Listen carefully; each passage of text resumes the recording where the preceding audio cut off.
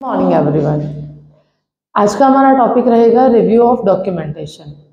जैसे कि previous classes में हम लोग डॉक्यूमेंटेशन को कवर अप कर चुके हैं एक डिटेलिंग के अंदर पूरे डिस्क्रिप्शन के साथ, तो आज उसी चीज़ों को हम एक साथ एक रिव्यू लेंगे डॉक्यूमेंटेशन के चैप्टर का कि उसके अंदर मेन की पॉइंट्स क्या क्या हैं और कैसे हम कौन कौन सी हेडिंग्स को हमें याद रखना है और कौन कौन से मेन इंपॉर्टेंट पॉइंट्स हैं जिन पे हमें फोकस करना है। अगर सबसे फर्स्ट हम बात करें डॉक्यूमेंटेशन की, डॉक्यूमेंटेशन क्या है कि हमारी इंफॉर्मेशन को, it is a process of communication of the written form about essential fact.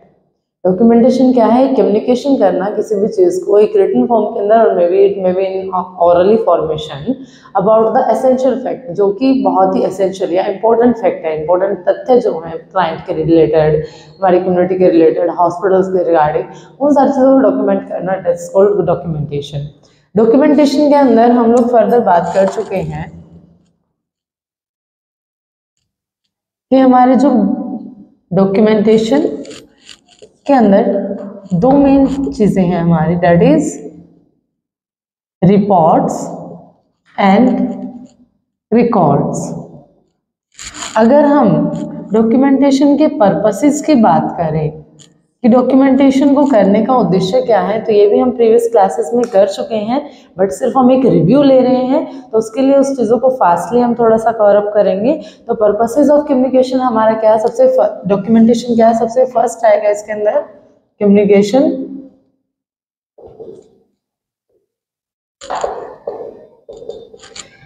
Communication के बाद आता है documentation help in providing essential care,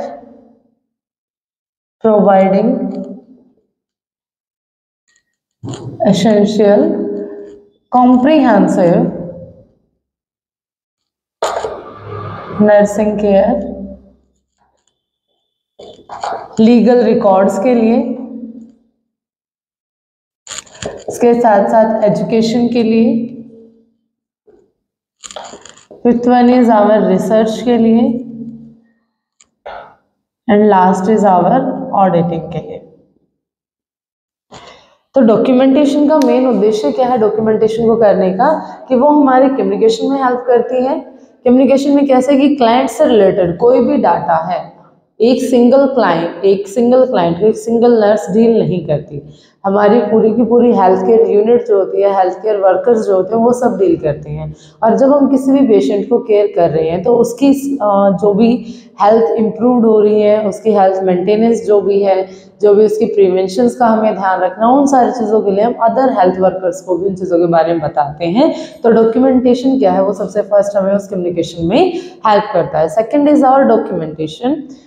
documentation also help करता है providing essential comprehensive care to the client, because documentation में ही जो हम चीज़ें रिटर्न फॉर्म में पेशेंट का एक नर्सिंग केयर प्लान बना रहे हैं, दैट इज ऑल्सो डॉक्यूमेंटेशन। जो एक केयर प्लान बनाया है, जो हमने एक योजना बनाई है, उसको हम अगले पेशेंट तक, अगले हेल्थ वर्कर को बता रहे हैं, या उसी प्लानिंग के अकॉर्डिंग क्या हम पेशेंट को डील कर रहे हैं।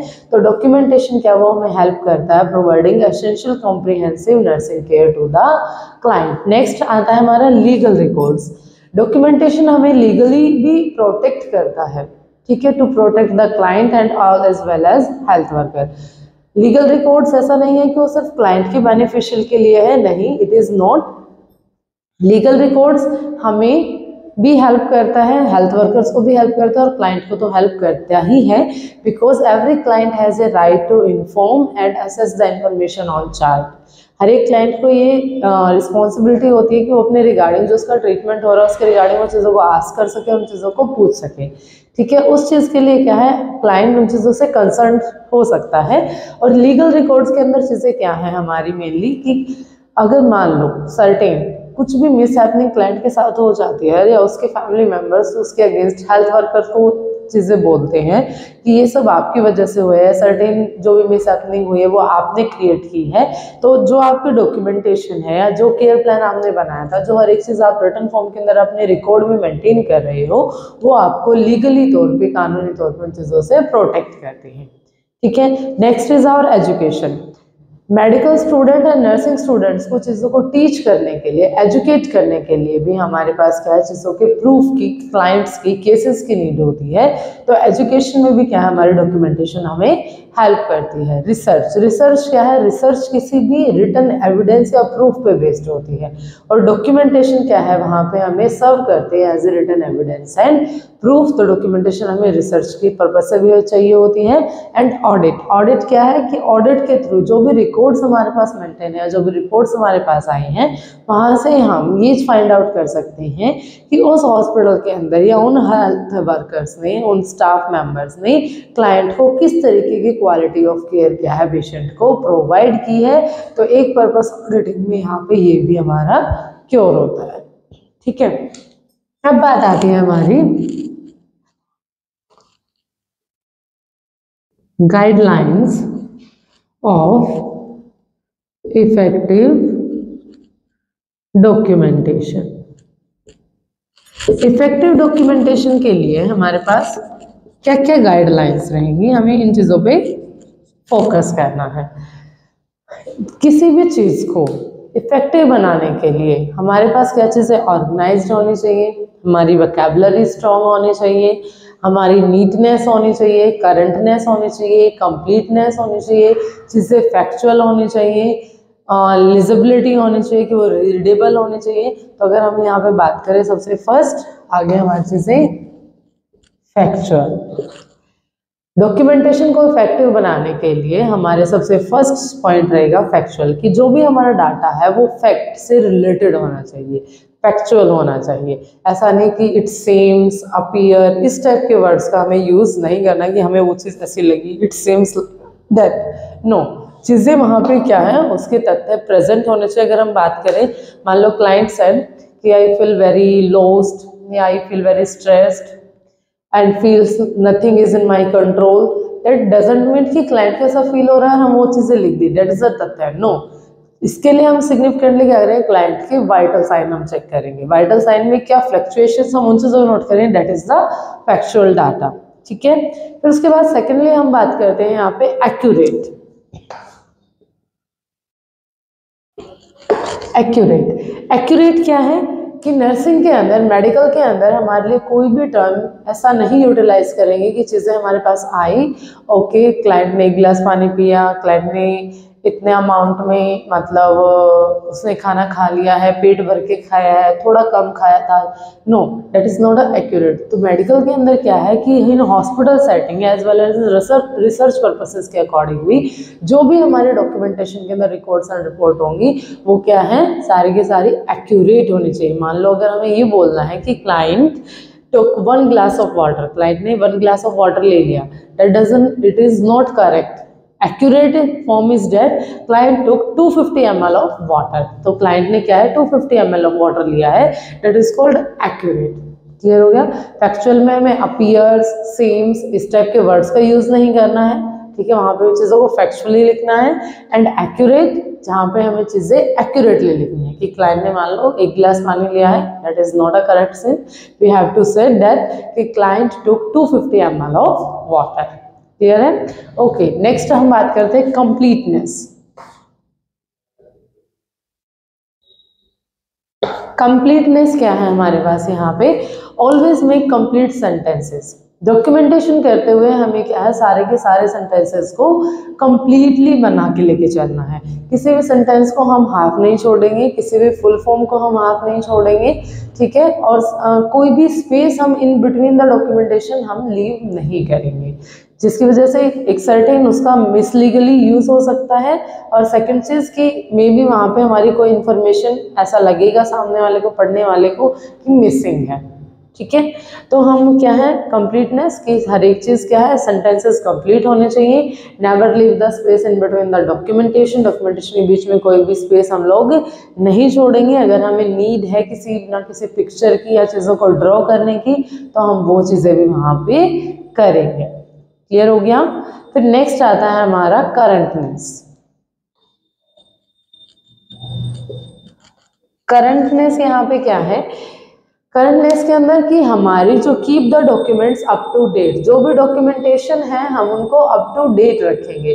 कोई भी डॉक्यूमेंटेशन क्या है वो हमारी ऐसा नहीं होना चाहिए कि हमने पेशेंट को ट्रीट किया था, उसकी मेडिकेशंस की थी 8:30 और हम रिकॉर्ड कर रहे हैं 11:30। नो, अगर पेशेंट के हमने वाइटल साइंस जिस टाइम पे लिए हैं, हम सेम टाइम पे ही डेट टाइम के साथ चीज़ों की यहाँ हमारे रिकॉर्ड के अंदर चीज़ों की एंट्री कर देंगे विद आवर सिग्नेचर्स, ठीक है। तो date is called currentness. Currentness क्या है? Keep the document up to date. If any change occur in the hospital, अगर किसी भी तरह के चेंजेस हैं तो it's depends on hospital policy. अगर हॉस्पिटल की पॉलिसी चीज़ों को लेके किसी भी चीज़ों को लेके अलाउड करती है then we can deal, otherwise क्या है हमारा डॉक्यूमेंटेशन क्या है वो अप टू डेट होनी चाहिए। फिर नेक्स्ट बात आती है हमारी ऑर्गेनाइज्ड। जो भी हमारा डाटा है वो ऑर्गेनाइज्ड होना चाहिए, क्रोनोलॉजिकल ऑर्डर के अंदर होना चाहिए। कि जैसे कि मान लो start the entry with hospital name, patient name, ward number, ठीक है, क्लाइंट का रजिस्ट्रेशन नंबर, सीआर नंबर क्या है, कौन से डॉक्टर उनको डील करे, वो सारी की सारी चीज़ें क्या एक ऑर्गेनाइज्ड वे के अंदर होनी चाहिए। ऐसा नहीं कि चीज़ें ऑर्गेनाइज्ड नहीं है, डिसऑर्गेनाइज्ड है और हम चीज़ों को वैसे ही डील कर रहे हैं। क्लियर हो गया? तो हमारी की सारी चीज़ें क्या है क्रोनोलॉजिकल ऑर्डर के अंदर according to the chart requirement and according the hospital policies क्या वो ऑर्गेनाइज्ड होने चाहिए।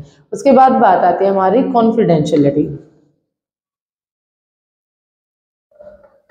कॉन्फिडेंशियलिटी क्या है कि क्लाइंट की चीज़ों को प्राइवेट रखना, ठीक है। It is the most important to the treat all clients information in a confidential and professional manner। Professional manner के अकॉर्डिंग भी इट्स मोस्ट इम्पोर्टेंट कि हमें किसी की भी सर्टेन चीज़ें जो कि बहुत कॉन्फिडेंशियल रखने की नीड है या सिक्योर रखने की नीड है तो हम उनको सिक्योर्ड करके ही रखेंगे। क्लाइंट की कोई भी इंफॉर्मेशन क्या फर्दर आगे नहीं जानी चाहिए। क्लियर हो गया? उसके बाद बात आती है हमारी लिजिबिलिटी। लिजिबिलिटी क्या है?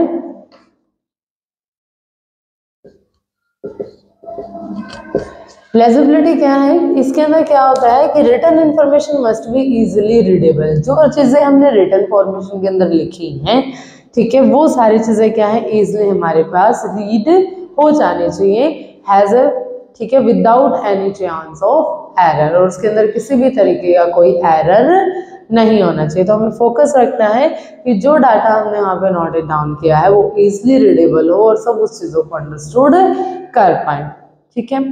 क्लियर हो गया यहाँ पे? तो हमारे purpose of documentation that is communication, providing essential comprehensive care to the client, legal records, education, research and auditing में हेल्प करता है। अगर हम बात करें guidelines of the effective documentation क्या है, that it may be factual होनी चाहिए, एक्यूरेट होनी चाहिए, कंप्लीटनेस होनी चाहिए, कोई भी सेंटेंस इनकम्प्लीट नहीं होना चाहिए, करंटनेस होनी चाहिए, अप टू डेट होनी चाहिए, ऑर्गेनाइज्ड क्रोनोलॉजिकल मैनर के अंदर नोटेड होनी चाहिए। हमें क्लाइंट की कॉन्फिडेंशियलिटी को मेंटेन करके रखना है, कोई भी चीज़ ऐसी हिडन है या क्लाइंट के सिर्फ सिक्योरिटी के अंदर रखनी है तो उन पर फोकस करना है। लेजिबिलिटी सबके लिए रीडेबल होनी चाहिए, इजिली रीडेबल होनी चाहिए without any chance of error, उसमें किसी तरह का कोई एरर नहीं होना चाहिए। अब हम बात करते हैं हमारे रिकॉर्ड्स, ठीक है। रिकॉर्डिंग के अंदर क्या है, सबसे फर्स्ट आता है हमारा रिकॉर्ड्स क्या है, रिपोर्ट्स 1% ऑरल एंड रिटन दोनों फॉर्मेशन के अंदर हो सकते हैं, लेकिन records are the documentation which are communicate in a written form, ठीक है। रिकॉर्ड्स क्या है वो एक रिटन फॉर्म के अंदर ही सामने वाले पर्सन को क्या है कम्युनिकेट किए जाते हैं। अगर हम यहाँ पे बात करें सबसे फर्स्ट आएगा इसमें मेथड्स ऑफ रिकॉर्डिंग। सबसे फर्स्टली हम लोग यूज करते थे नरेटिव रिकॉर्डिंग, नरेटिव रिकॉर्डिंग, ठीक है। फिर उसके बाद आया हमारी source oriented charting, source oriented charting. Next one is our I problem oriented charting, problem oriented charting. Problem oriented charting के बाद है हमारा pie charting, pie charting. Next is our focus charting, next is charting by exception, that is CBE। ठीक है। Narrative charting के अंदर क्या होता है कि क्लाइंट्स की जो भी फॉर्मेट है, जो भी हमने एक रिकॉर्ड मेंटेन किया, वो एक स्टोरी फॉर्म के अंदर होता है, जैसे कि हिंदी के चैप्टर, इंग्लिश के चैप्टर्स होते थे, आप लोगों ने पढ़े हैं। ठीक है, तो नरेटिव चार्टिंग के अंदर क्या है, एक ट्रेडिशनल मेथड है रिकॉर्डिंग का, जिसको एक स्टोरी फॉर्मेशन के अंदर जो जो चीज़ें होती जाती हैं हम उसको डिटेल में लिखते चले जाते हैं।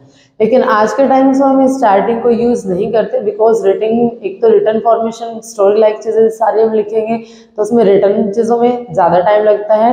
डिफिकल्टी ऑफ रिट्राइंग द डाटा, चीज़ों को वापस ढूंढने में, अगर हमें कोई भी चीज़ रिटर्न में देखनी पड़ जाए, चेक करनी पड़ जाए, तो रिट्राइंग करने में उन चीज़ों को बहुत ज़्यादा टाइम लगता है। और disorganisation in the flow of the care, और जब हमें क्लाइंट को जो केयर हमें प्रोवाइड करनी है उसका जब हमें फ्लो चेक करना पड़ता है तो वो हमारे लिए ईजिली एसेसिबल नहीं होता, बिकॉज वो एक स्टोरी फॉर्मेशन में लिखा हुआ है। ठीक है, तो इसलिए हम नरेटिव चार्टिंग को यूज़ नहीं करते। जो सोर्स ओरिएंटेड चार्टिंग है, it is also same as the narrative charting, और इसके advantages and disadvantages both are same as the source oriented narrative charting के जैसे ही है सोर्स ओरिएंटेड चार्टिंग के एडवांटेजेस एंड डिसएडवांटेजेस। अगर हम बात करें प्रॉब्लम ओरिएंटेड चार्टिंग, जिसके अंदर हम लोग मेनली डील करके चलते हैं POMR, problem oriented medical record, जिसके अंदर हमारे पास मेन 4 कंपोनेंट होते हैं, that is database, problem list, इसमें डाटाबेस 4 मेन कंपोनेंट हैं जिनमें हम नाउअडेज जिनमें हम चीज़ों को डील करते हैं। डाटाबेस, डाटाबेस के बाद आता है हमारा problem list, next is our initial plan, and after initial plan last is our progress notes. Progress notes, database, client का असेसमेंट डाटा क्या है, वहाँ पे नर्स की असेसमेंट्स क्या है, लेबोरेटरी फाइंडिंग्स क्या है, उन सारी चीज़ों को कलेक्ट करते हैं। प्रॉब्लम लिस्ट के अंदर क्लाइंट की डाटा, जो psychological problem, sociological problem, further जो भी प्रॉब्लम्स है उनको लिस्ट डाउन करते हैं। इनिशियल प्लान, क्लाइंट की कंडीशन को देखते हुए क्लाइंट की चीज़ों को आइडेंटिफाई करके क्या है, प्रॉब्लम को मेंटेन करते हैं और उसके लिए प्लान को क्रिएट करते हैं, क्लाइंट के लिए केयर प्लान को क्रिएट करते हैं। Last one is our progress notes. Progress notes के अंदर क्या है हमारे, mainly it's deal with the SOAPIE and SOAP. ठीक है, यहाँ पे अगर हम बात करें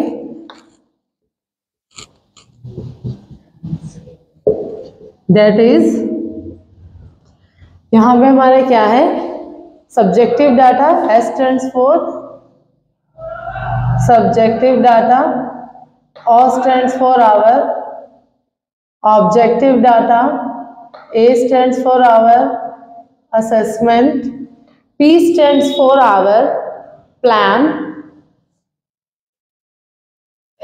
I stands for our intervention and evaluation.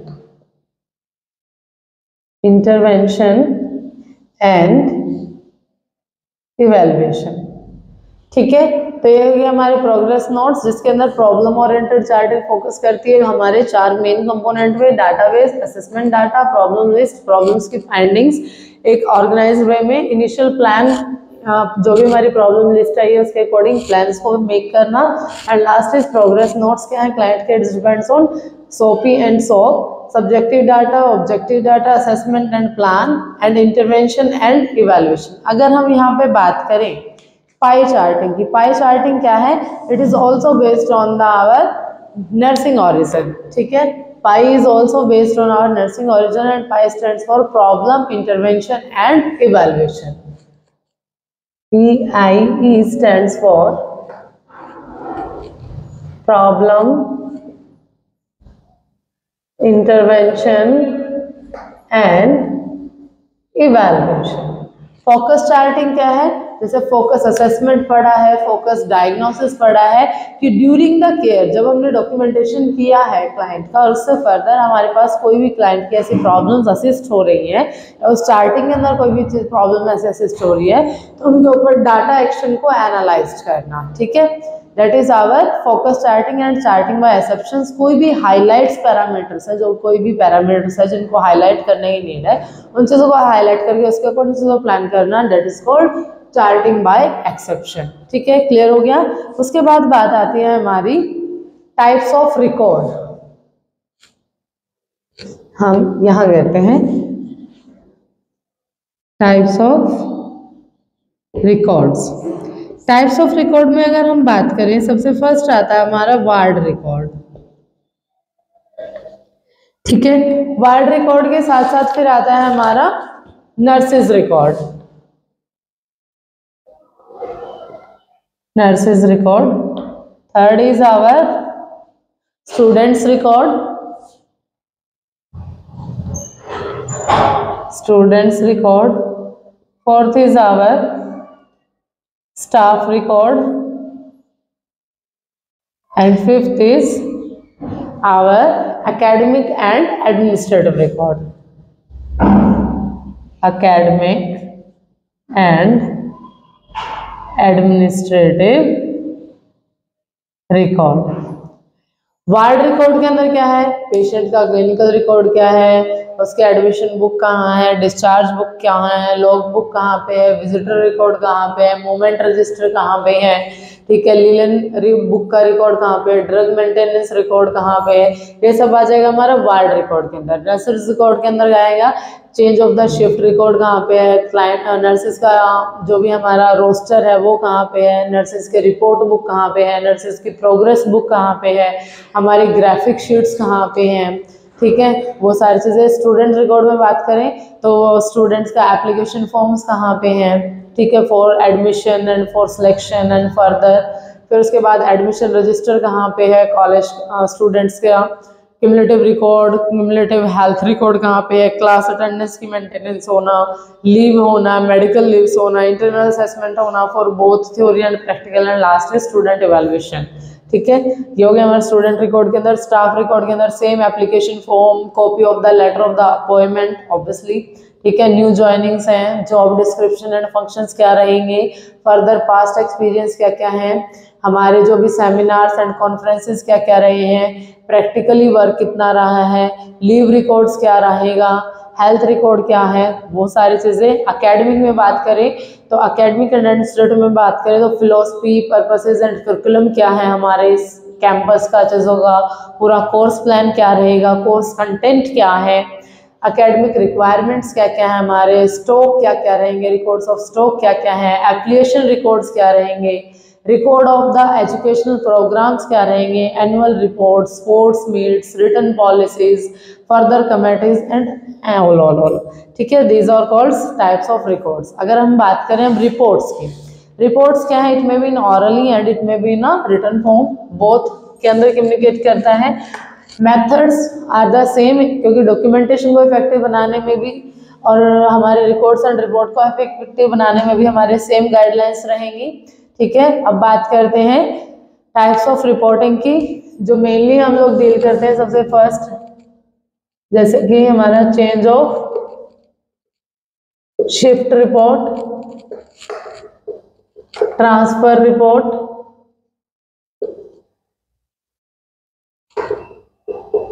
And third one is our incident report. Change of shift, कोई भी स्टाफ मेंबर जब अपनी शिफ्ट को चेंज कर रहा है और उसकी जगह पे कोई फर्दर अदर पर्सन उस चीज काम को डील कर रहा है, that is concern in the change of the shift record, ताकि वो क्लाइंट की कंटिन्यूटी ऑफ केयर को मेंटेन कर पाए, इसलिए हमें ये चीज़ करनी होती है। ट्रांसफर रिपोर्ट सेम, जब किसी पेशेंट को एक वार्ड से दूसरे वार्ड में चेंज करें, शिफ्ट करें, तो उस टाइमिंग्स पे ट्रांसफर रिपोर्ट की नीड पड़ेगी, या फिर किसी पेशेंट को एक फर्दर हॉस्पिटल से दूसरे हॉस्पिटल में क्या है हम लोग चेंज कर रहे हैं, तो उस टाइम में भी क्या है हमें ट्रांसफर रिपोर्ट की नीड पड़ेगी। इंसिडेंट रिपोर्ट, कोई भी केयर प्रोवाइड करते हुए क्लाइंट के साथ किसी तरह की कोई मिसहैपनिंग हो गई है या कोई मिस्टेक हो गई है या कोई लंबर पंचर के टाइमिंग्स पे कोई भी सडन मिस्टेक, कोई भी इंसिडेंट हो गया है, क्लाइंट क्या है स्ट्रक्चर से डाउन हो गया है, गिर गया है, स्टेयर से गिर गया है, ठीक है, that is called incident report, and उसको करेक्ट करना। तो ये हो गया हमारा review of the documentation our complete. अब बात आती है हमारी इम्पोर्टेंस क्या रहेगी। Importance are the same as our guidelines and purposes. जैसे कि सबसे फर्स्ट ये हमें डिसीजन मेकिंग में हेल्प करता है, पेशेंट की क्लाइंट केयर में हेल्प करता है, कम्युनिकेशन में हेल्प करता है, लीगल रिकॉर्ड्स में हेल्प करता है, एजुकेशन में हेल्प करता है, रिसर्च में हेल्प करता है, ऑडिटिंग में, क्वालिटी एश्योरेंस मॉनिटरिंग के अंदर, वाइटल स्टैटिक्स के लिए, फाइनेंशियल बिलिंग के लिए एंड एक्रीडेटिंग एंड लाइसेंसिंग के लिए। ठीक है, होपफुली अब आपको क्लियर हो गया होगा। Thank you class. इस वीडियो को लाइक करें, हमारे चैनल को सब्सक्राइब कर बेल आइकन जरूर प्रेस